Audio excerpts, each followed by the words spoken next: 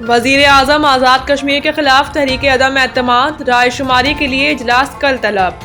وزیر اعظم آزاد کشمیر کے خلاف پیپلز پارٹی کی تحریک عدم اعتماد کے معاملے پر رائے شماری کے لیے پیر کو آزاد کشمیر اسمبلی کا اجلاس طلب کر لیا گیا۔ پیپلز پارٹی نے فیصل راٹھور کی وزارت عظمیٰ کے لیے 35 سے زائد ووٹوں کی حمایت کا دعویٰ کر دیا۔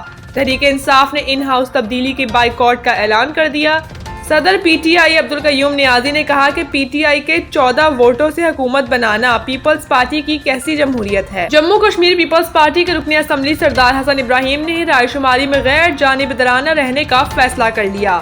ذرائع کے مطابق وزیر اعظم انوار الحق تحریک عدم اعتماد کا سامنا کرنے اور جواب دینے کے لیے تیار ہیں۔ ادھر chairman Peoples Party Bilawal Bhutto Zardari سے آزاد کشمیر کے نامزد وزیر اعظم فیصل ممتاز راٹھور کی زرداری ہاؤس اسلام آباد میں ملاقات ہوئی۔ بلاول بھٹو نے کہا کہ آزاد کشمیر کے عوام کے مسائل حل کرنا آپ کی ذمہ داری ہے۔ عوامی سطح پر رابطوں کو مزید بڑھائیں تاکہ عوامی مسائل سے آگاہ رہیں۔